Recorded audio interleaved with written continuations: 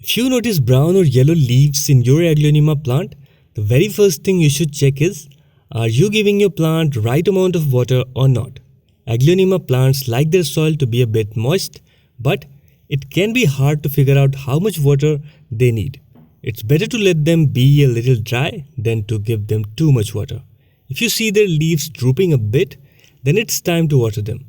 They really don't like getting too much water because it can make their roots rot, turn their leaves yellow, or cause fungus. Make sure the top part of the soil feels dry before watering them again. In spring and summer, water them when 25% of the soil is dry. In winter, let the soil dry about 50%. But always remember, it's better to keep them on drier side. And make sure the pot has proper drainage to prevent waterlogging.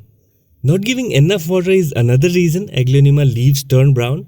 When the plant is thirsty, its leaves dry out and go brown.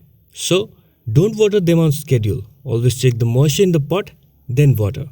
If you have any translucent leaf on your plant, cut back watering and give them more light. And transplant shock or changing the plant location can also cause brown or yellow leaves on your Aglaonema plant.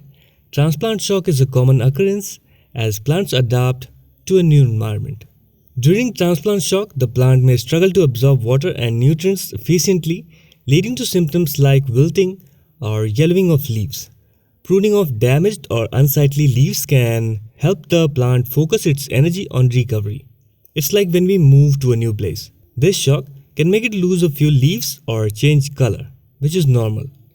Make sure you're taking care of it the right way. If it keeps having problems, you might need to change how much light or water it gets. And talking about soil is very important when we are dealing with brown or yellow leaves. Always make sure the soil in the pot is draining well and check for blocked drainage holes.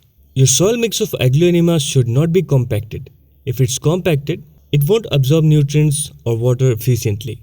It should be lightweight and airy. When the soil holds too much water, it can make the roots of the Aglaonema plant rot. Aglaonema stems store extra water. But if both the soil and stems are full of water, it can cause rot.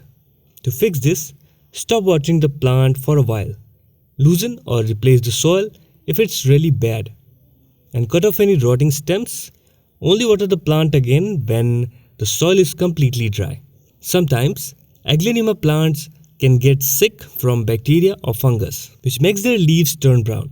To help them get better, you need to cut off the affected leaves and use fungicide or bactericide to treat the plant. Hope you liked the information. Give this video a thumbs up and subscribe for more houseplant care videos.